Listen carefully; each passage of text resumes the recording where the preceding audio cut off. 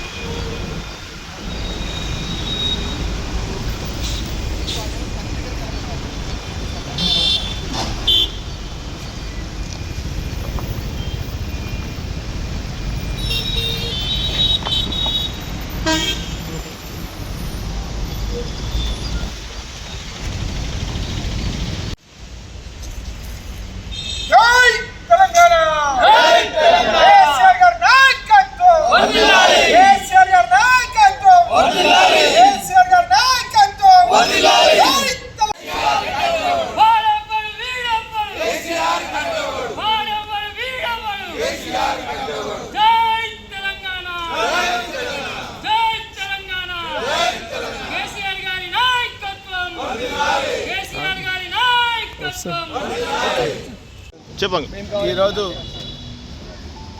Kaleshwaram project విచారణ సందర్భంగా మాజీ ముఖ్యమంత్రి వర్యులు బీఆర్ఎస్ పార్టీ రాష్ట్ర అధ్యక్షుని ఇలా విచారణలో భాగంగా మా యొక్క రామచంద్రాపురం 111, 112 డివిజన్ నుంచి అదేవిధంగా అమీన్పూర్ నుంచి ముఖ్య కార్యకర్తలము మా యొక్క పటాన్చేరు నియోజకవర్గ కోఆర్డినేటర్ ఆదర్శ్ రెడ్డి గారి నాయకత్వంలో ఈ యొక్క లక్ష్మీఘాట్ నుంచి బయలుదేరబోతున్నాం.